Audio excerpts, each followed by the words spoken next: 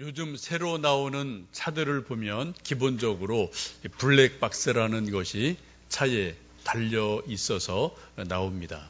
그래서 혹시 차 사고가 나더라도 누가 옳다 그러다 내가 맞다 싸울 일이 거의 없어요. 블랙박스에 딱 모든 상황이 찍혀 있어서 블랙박스를 이렇게 틀어보면은 이 사람이 잘못했구나, 이 사람이 잘했구나 라는 것이 CCTV가 비교적 빨리 증명될 수가 있습니다. 근데 블랙박스가 없던지 CCTV가 없던 시절에는 소위 목소리 큰 사람이 이기는 일들이 종종 거리에서 있었던 시절이 있었습니다. 여러분, CCTV나 블랙박스라는 그러한 명확한 물증이 있으면 CCTV가 아주 간단하게 가려집니다. 그런데 우리 영적 세계에는 CCTV로 찍을 수 없는 영적인 부분이기 때문에 개인의 신앙이 다 다르고 또 옳다 그러다 이런 것들이 조금 달라질 수가 있습니다. 우리가 하나님은 영이시기 때문에 어느 누구도 CCTV로 하나님을 찍을 수 없고 또 전도할 때도 하나님 이렇게 있잖아 라고 CCTV로 블랙박스로 사람들에게 보여줄 수 없는 답답함이 있습니다. 하나님은 전도의 미련한 방법을 통해서 먼저 하나님을 본 사람, 하나님을 경험한 사람, 하나님 믿는 사람들의 증언, 말을 통해서 옛날도 지금도 전도하고 계심을 볼 수가 있습니다. 사도행전 2장에서는 성령의 강림하심이 일어납니다. 성령님의 강림이 일어나자 방언이 일어납니다. 또 베드로 설교가 있고 회개가 있어서 3,000명이 회개하고 예수님 믿는 놀라운 일이 사도행전 2장에 일어납니다. 3장에 보시면은 베드로와 요한이 성전에 기도하러 올라가다가 성전 미문에 앉아있던 날 때부터 앉아있던 사람, 소위 안진뱅이죠. 이 안진뱅이를 예수님의 이름으로 일어나 걸어라 라고 말씀해서 기적이 일어나고 치유가 일어나게 됩니다. 이 사람은 날 때부터 한 번도 일어나 본 적이 없어요. 걸어본 적이 없어요. 이런 불구자의 사람이 예수님의 이름으로 일어나 걷는 놀라운 일이 사도행전 3장에 일어나게 됩니다. 곧 예수님의 부활의 증거로 예수님 부활의 능력으로 이런 기적이 일어나게 됩니다. 오늘 함께 읽었던 말씀 4장 22절 말씀 보시면은 이 표적으로 병 나은 사람은 40여 세나 되었더라 라고 말씀합니다. 이게 나이가 나와요. 여러분 40여 세면은 40대 초반 중반쯤 됐다는 거죠. 요즘도 40세가 되면은 적은 나이가 아닙니다. 조금 이제 중간을 막 넘어가는 그러한 나이이죠. 그런데 2000년 전에 40여 세면은 상당히 나이가 많은 사람입니다. 요즘으로 치면은 60쯤 됐다라고 봐도 틀리지 않을 것 같아요. 좀 할아버지쯤 되는 그러한 나이가 됩니다. 이 사람은 날 때부터 40여 세가 될 때까지 한 번도 일어나 본 적이 없어요. 걸어본 적이 없습니다. 사람들이 늘 들것에 휠체어에 태워서 옮겨주고 이리저리 부축해 줘야만 자리를 움직일 수 있는 그러한 사람이었습니다. 그런데 예수님의 이름으로 베드로와 요한의 능력으로 예수님의 능력으로 그들이 일어나는 기적을 맛보게 됩니다. 여러분 성경을 읽어보시면 창세기부터 계시록까지 수많은 기적의 사건들이 성경 곳곳에 기록되어 있습니다. 여러분 성경 읽으실 때 기적이라는 것을 잘 눈여겨보시고 정말 이런 것이 가능할까라는 때로는 의구심, 때로는 믿음, 때로는 소망, 하나님 저에게도 이런 기적을 좀 맛보게 해주세요 라는 마음으로 성경 읽으시고 기적에 대한 말씀들을 잘 눈여겨보시면 좋겠습니다. 사례가 나이 많은 상태에서 아이를 낳았습니다. 히스기야가 죽을 병에 걸렸는데 하나님 향해 벽을 향해 들어놓고 눈물로 기도할 때 15년을 더 살게 하는 그런 치유가 일어나게 됩니다. 다니엘이 사자굴에 던져졌지만 하나님이 막아주셔서 살아나게 됩니다. 예수님 또 오병이어의 기적을 베푸시죠. 또 물 위를 걷는 기적을 베푸십니다. 수많은 기적이 성경 속에 기록이 되어 있습니다. 여러분 성경을 잘 보시면 기적은 크게 두 가지로 볼 수 있습니다. 하나는 육체적이고 물리적인 거예요. 죽을 병 걸린 사람이 치유가 되는 기적이 일어납니다. 안진뱅이가 일어나서 걷습니다. 또 오병이어 같은 놀라운 물질적인 어떤 변화들이 일어나는 기적이 있음을 볼 수가 있습니다. 성경을 잘 보시면 이런 눈에 보이는 기적도 있지만은 눈에 보이지 않는 기적들도 아주 많이 기록되어 있습니다. 그 중에 하나가 구약 성경 보시면은 요나서를 여러분 아시죠? 요나라는 사람은 하나님 말씀을 듣고도 참 마음이 순종하는 마음이 없어서 계속 니느웨로 가라 라고 하시는데 어떻게 하든 니느웨를 안 가려고 무지 애를 썼던 사람이에요. 그래서 다른 배를 타죠.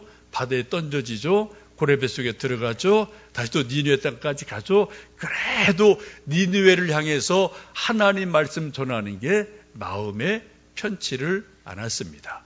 왜요? 니느웨는 하나님 믿지 않는 이방 족속입니다. 이스라엘과 니느웨는 기본적으로 좋은 관계가 아니에요. 그래서 이 요나라는 사람이 이 이방 민족에게 하나님 말씀 전하는 게 개인적으로 아주 마음에 들지 않아요. 못마땅합니다. 그래서 마지못해 니느웨까지 갔습니다만 기쁜 마음으로 하나님 말씀을 전하는 것이 아니라 성경 보시면은 마지못해서 어쩔 수 없이 안 하면 또 하나님께 매를 맞으니까 어쩔 수 없이 가서 그냥 거리 다니면서 하나님께 회개해라, 하나님께 돌아와라, 안 하면 하나님께 혼난다, 이런 말 몇 마디 한 겁니다. 제가 볼 때는 열정도 없었어요. 그냥 열심히 다 안 해요. 사랑하는 마음도 없었을 것 같아요. 그냥 하나님 말씀을 그냥 전한 겁니다. 여러분 놀랍죠? 그렇게 힘없이 그냥 말하는 요나의 몇 마디 말을 듣고 니느웨 시민 전체가 회개를 합니다. 금식을 합니다. 베옷을 입습니다. 이 소식을 들은 왕도 깜짝 놀라서 금식을 선포하고 베옷을 입고 온 백성들이 짐승들까지도 소 말까지도 금식해라, 그리고 베옷 입혀라, 그리고 하나님께 회개해라 라고 명령을 내리게 됩니다. 여러분, 사람은 누구나 다 옛날이나 지금이나 예수님 믿는 사람이나 믿지 않는 사람이나 다 자기 주장이 꼿꼿하게 자기 주장이 있어요. 누구든지 내가 죄인입니다 라고 고개 숙이는 사람 이 세상에 많지 않습니다. 예수님 믿는 사람도 사람들 앞에, 하나님 앞에 내가 죄인입니다 라고 딱 고개를 숙이는 게 이게 보통 일이 아니에요. 여러분, 더군다나 예수님 믿지 않는 사람들은 회개라는 말 자체를 알지를 못해요. 그냥 미안해, 쏘리, 이 정도는 할 수 있지만 회개하기는 정말 힘든 거거든요. 회개가 뭡니까? 회개와 미안함과 부끄러움은 조금 차원이 다른 겁니다. 회개는 하나님 앞에 정말 내가 죽을 죄를 졌습니다, 내 죄를 용서해 주십시오라고 가슴 깊은 곳에, 영혼 깊은 곳에 있는 자기의 죄를 인정하고 애통하면서 하나님께 통해 자복하는 게 회개잖아요. 여러분, 회개하기가 쉽지가 않습니다. 여러분, 요 근래 하나님 앞에 정말 통해 자복하며 애통하며 하나님, 정말 제가 죽을 죄를 졌습니다, 정말 제가 죄인입니다, 저를 용서해 주십시오. 여러분, 정말 가슴 뜨겁게 통해 자복하며 회개하신 일이 여러분 요 근래 언제 있으십니까?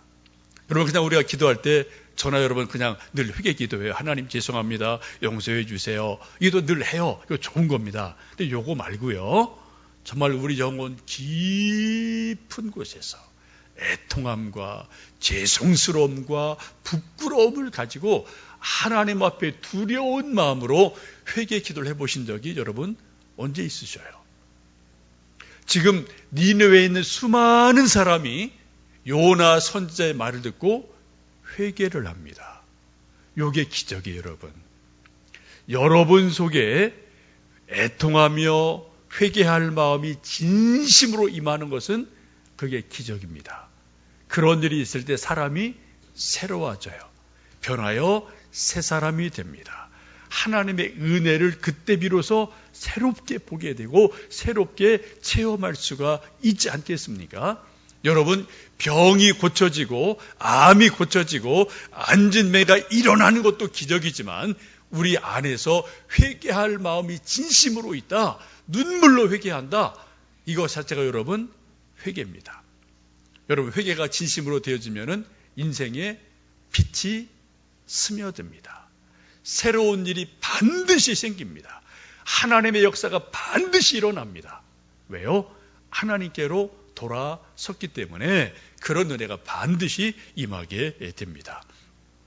오늘 말씀을 보시면 이 초대교회, 특별히 베드로와 요한을 통해서 놀라운 기적이 일어나죠.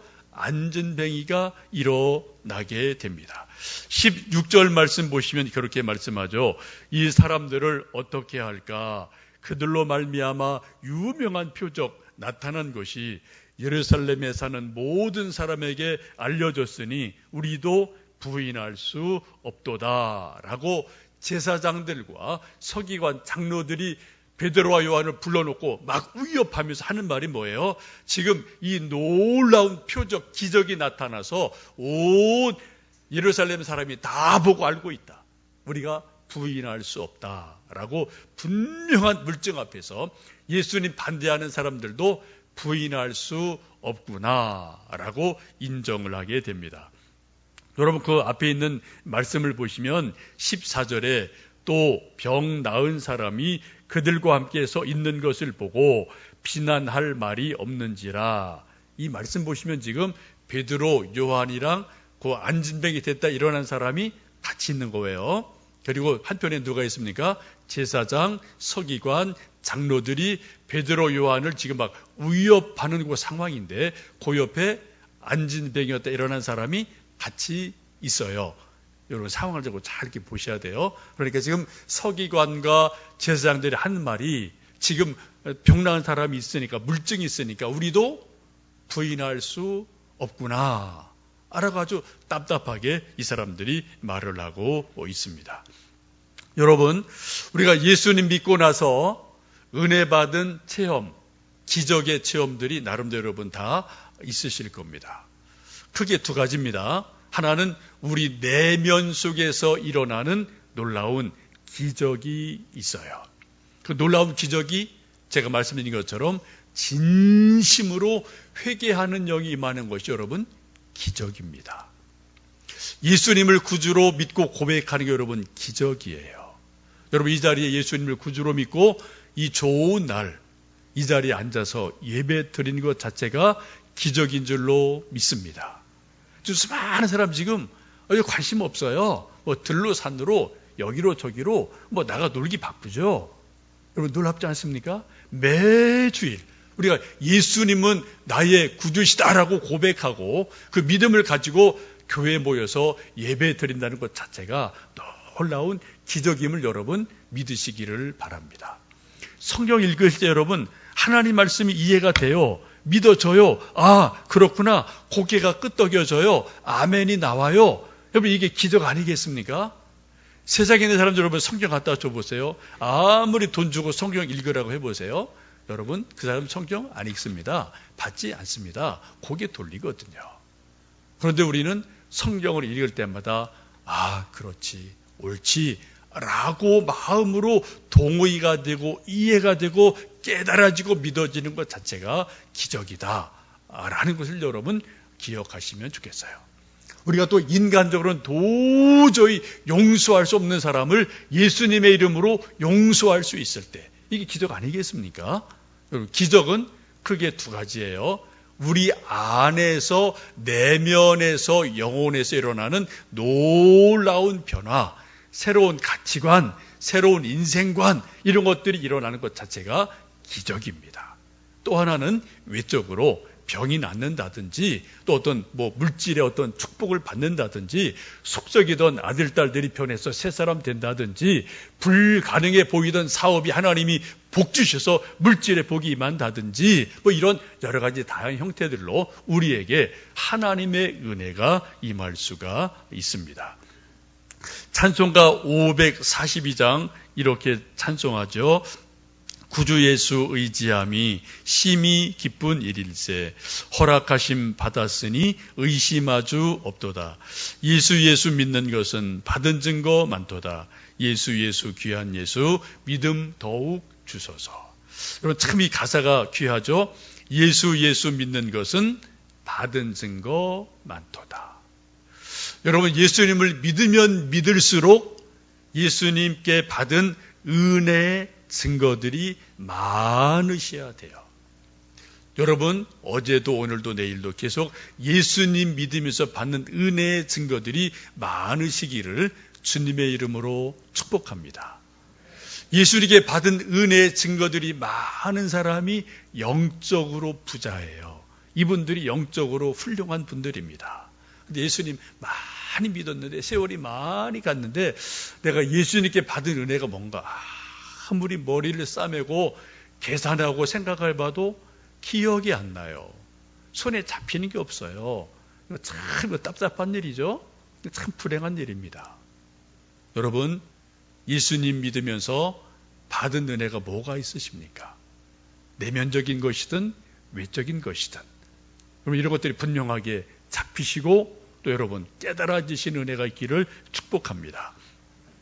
이런 예수님의 은혜를 내적인 것이든 외적인 것이든 받은 은혜를 우리는 소위 개인적으로 말할 때 이것을 간증이 있다라고 말을 해요. 간증이 있으셔야 돼요. 이 간증을 여러분 다른 사람에게 말하면 이게 뭐가 됩니까? 이게 증거가 되고 전도가 되는 거예요. 예수님께 받은 은혜가 개인은 간증입니다.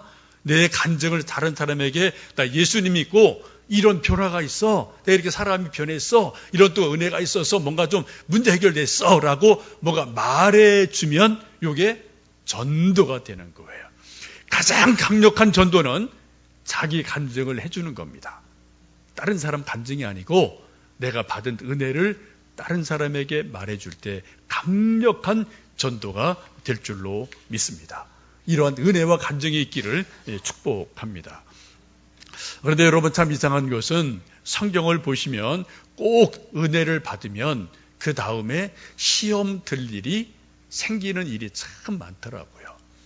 호사다마란 말이 있습니다. 이 말은 성경 말이 아니죠. 근데 많은 인생의 선배들이 이 이치를 알았던 것 같아요. 좋은 일이 있으면 그 다음에 뭐가 있다고요? 마가 낀다. 마귀가 일하는 악한 일이 또 반드시 생긴다. 그래서 호사다마라는 말을 우리 선조들이 해왔습니다. 성경적으로도 그런 일들이 있어요. 좋은 일이 있으면 반드시 시험될 일이 종종 일어납니다. 여러분 혹시 기도원에 가서 3일 4일 열심히 기도하고 은혜 받고 오면은 집에 예기치 않게 시험될 일들이 꼭 있습니다. 자녀들이, 아내가, 남편이 먼 사람 아니에요? 가장 가까운 사람이 나를 막 화를 내게 하는 일들이 우연찮게 준비되어 있을 때가 참 많거든요. 저도 그런 거 여러 번 경험했어요. 개인적으로. 그래서 제가 좀 어디 모임에서 2박 3일 며칠 이런저런 이제 영성 수련하고 이런 거 할 때가 가끔 있는데 그때 마지막 시간에 제가 꼭 그 말해요. 여러분 집에 가시면 생각지도 않는 일이 있을 겁니다. 가까운 사람 때문에 화내고 성질낼 일이 있을 수 있으니까 절대로 하루 이틀은 어떤 일이 있어도 화내지 마라. 욕하지 마라. 승질내지 마라. 이걸 꼭 제가 부탁할 때가 있어요. 여러분 지금 베드로와 요한이 정말 엄청난 일을 했어요. 안진뱅이가 일어나는 기적을 일으키고 이거는 박수 받을 만한 일이에요. 정말 천한 일입니다. 근데 어떤 일이 일어났습니까?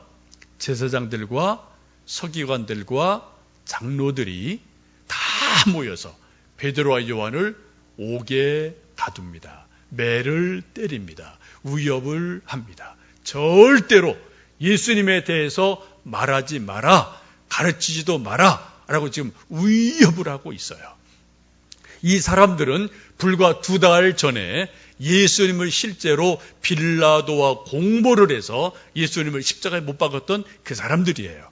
그 사람들이 지금 예수님의 제자들을 옥에 가두고 위협하고 매를 때리면서 어떤 경우도 예수님의 부활에 대해서 말하지 마라, 가르치지도 마라 라고 전도 금지령을 내리는 것을 볼 수 있습니다.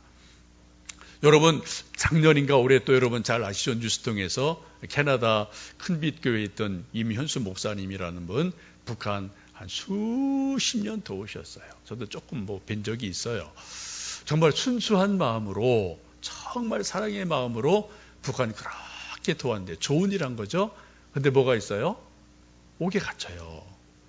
고난을 당해요. 다행히 풀려났죠. 참 묘한 겁니다, 여러분. 그래 예수님 뭐라고 그래요? 의를 위해서 핍박을 받을 수 있다. 선한 일 하다가 욕을 먹을 수 있다. 복음을 전하다 의를 행하다가 고난 당할 수 있다. 그때 어떻게 생각하라고요? 재수 없네. 왜 이래? 생각하지 말고 어떻게 하라고요? 오히려 그런 사람에게는 복이 있나니 천국이 그들의 곳이다 라고 팔복에서 분명하게 예수님이 말씀하고 계십니다. 이 위협을 당하는 베드로와 요한이 그 위협하는 사람들에게 담대하게 하는 말이 19절, 20절에 있는 말씀입니다. 베드로와 요한이 대답하여 이르되 하나님 앞에서 너희의 말을 듣는 것이 하나님의 말씀을 듣는 것보다 옳은가 판단하라. 우리는 보고 들은 것을 말하지 아니할 수 없다라고 담대하게 말합니다. 우리가 보고 들은 것을 말하지 아니할 수 없다라고 오히려 그에게 담대하게 이야기하는 것을 볼 수 있습니다. 지금 베드로와 요한은 예수님의 십자가 죽으심을 직접 목격한 사람들입니다. 도망갔지만 봤어요. 그리고 또 어떻게 해요? 예수님 부활하신 것을 직접 봤어요. 체험했어요. 이것을 우리가 보고 들은 것을 우리는 말하지 않을 수 없다라고 지금 담대하게 그들에게 말씀하고 있습니다. 여러분, 보고 들은 것을 있는 그대로 말해 주는 것을 우리는 증언이라고 말하고 그런 사람을 증인이라고 말을 합니다. 때때로 법원에서 재판할 때 증인의 증언은 매우 중요합니다. 이 증언에 따라서 유죄가 되기도 하고 무죄가 될 수도 있어요. 아주 중요한 게 증언입니다. 증언에 따라 재판이 뒤집어질 때가 참 많지 않습니까?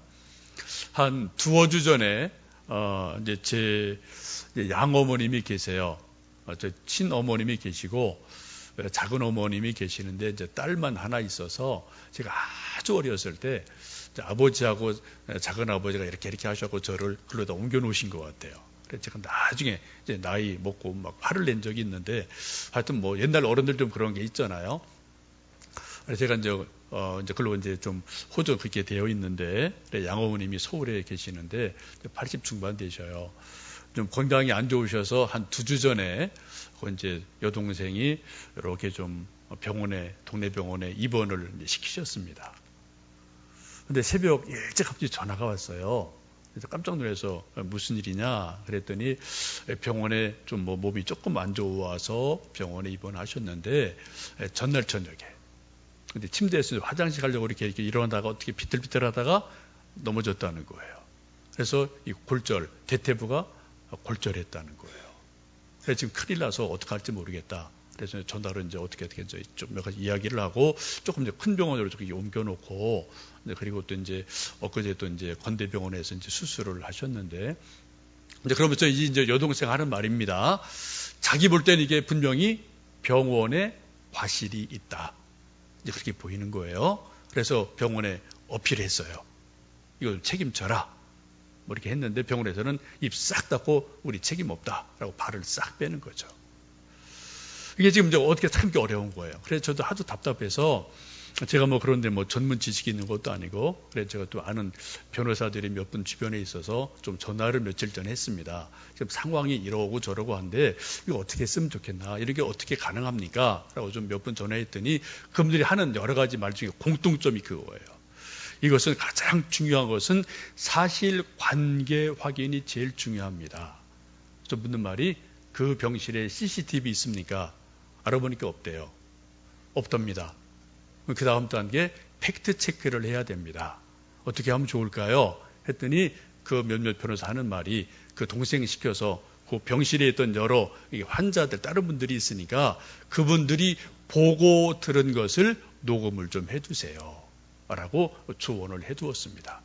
요즘 핸드폰 참 좋습니다. 이거 딱 사람 앞에 이렇게 딱 이렇게 해놓지 않아도 그냥 슬쩍 켜놓으면은 이거 다 녹음돼요. 그래서 제가 부탁했어요. 그 병실에 있던 그 환자분들 몇 분 거기 계시니까 있는 그대로, 그분들이 본 그대로 좀 이야기하는 것을 이렇게 대화하면서 좀 녹음 좀 해두어라 해서 한 서너 사람 녹음을 해둔 것 같아요. 이게 이제 앞으로 어떻게 쓸지는 모르겠습니다. 그러나 지금 CCTV가 없는 상황에서는 가장 중요한, 그래도 물증이 될 수 있는 거는 증언밖에 없는 거예요. 이게 이제 어떻게 앞으로 쓰일지는 모르겠습니다만, 하여튼 변호사들의 조언을 따라서 일단 기본적인 조처를 해놓고 이제 좀 시간을 기다려보고 있습니다. 여러분, 증언이 어떤 경우에는 법원에서도 판결을 뒤집는 중요한 역할을 할 때가 종종 있습니다. 왜요? 내가 직접 봤으니까, 직접 들었으니까. 이거보다 더 확실한 증거가 없다는 겁니다. 여러분, 오늘 베드로와 요한이 말하기를 우리가 보고 들은 것을 말하지 않을 수 없다라고 담대하게 그들에게 이야기를 하고 있습니다. 보고 들은 것을 말하는 사람, 이것을 증인이라고 말하는데, 이것을 헬라에서는 마르투스라고 말합니다. 증인이라는 뜻이에요. 요 헬라어에서 나온 영어 단어가 마터라는 단어입니다. 증인, 증언, 순교자라는 그런 뜻을 가지고 있는 단어죠. 여러분, 증인을 잘 주면은 증언 잘하면 어떻게 된다고요? 어떤 경우는 죽을 수도 있어요. 여러분, 사도행전에 나오는 수많은 베드로, 요한, 바울, 믿음의 위대한 선배들이 죽습니다. 순교를 당합니다. 왜 순교 당했습니까? 말 때문에 죽은 거예요. 무슨 말이요? 내가 확실히 봤는데, 내가 확실하게 말하는데 예수님 부활하셨어. 이거 100% 진짜야. 나 이거 믿어. 당신도 믿으시오. 이 말 때문에 죽은 거예요, 여러분. 그렇죠? 이 말 안 했으면은 베드로, 사도 바울, 수많은 선교자들, 순교자들 죽을 일 없습니다. 수많은 사람이 그런 말 하지 마. 지금도 그 말이에요. 그런 말 절대 하지 마. 가르치지 마. 절대 하지 마. 지금 막잖아. 입 막잖아요. 근데 지금 베드로와 요한이 뭐라고 말합니까? 내가 보고 들은 것을 말하지 아니할 수 없느니라 라고 담대히 말하면서 죽을 때까지 예수님 십자가 달려 돌아가셨습니다. 예수님 3일 만에 부활하셨습니다. 이거를 외치다가 증언하다가 결국은 순교하는 자리까지 이르게 됩니다. 여러분, 예수님 정말 믿으십니까? 예수님 십자가 달려 돌아가심과 3일 만에 부활하심을 여러분 정말 보셨습니까? 믿으십니까? 우리는 베드로나 요한같이 현장에 그 당시 없었어요. 그러나 우리가 성경 말씀을 통해서, 성령의 감동하심을 통해서 우리 동일한 믿음을 갖습니다. 예수님이 내 죄를 위해서 십자가 달려 돌아가셨습니다. 그 예수님이 놀랍게도 3일 만에 하나님의 능력으로 부활하셨습니다. 그걸 우리는 믿어요. 그리고 이것을 어떻게 해요? 믿지 않는 사람들에게, 모르는 사람에게 증언해 주고 있습니다. 이게 우리 믿음의 가장 중요한 포인트예요. 여러분, 이제 9월 둘째 주부터 제자학교 가을학기를 시작을 합니다. 제자학교를 하는 이유가 뭡니까? 바로 요거 하자는 거예요. 우리가 이미 예수님 알고 믿습니다. 그러나 세월이 지나가면은 이러한 것들이 희미해질 때가 있어요. 또 막연해질 때가 있습니다. 다시 성경으로 돌아가고 기도하고 말씀 공부하면서 정말 예수님이 십자가 달려 돌아가셨습니다. 예수님 3일 만에 부활하셨습니다. 예수님 재림 분명히 하십니다.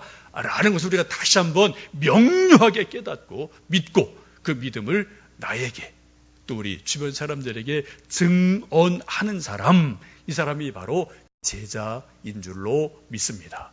그러한 일을 위해서 우리가 또 가을 학기에 귀한 일 시작할 때 우리 양육반 수료하신 모든 분들 참석하셔서 함께 예수님의 증인되는 놀라운 은혜의 자리에 함께 하시기를 주님의 이름으로 축복합니다.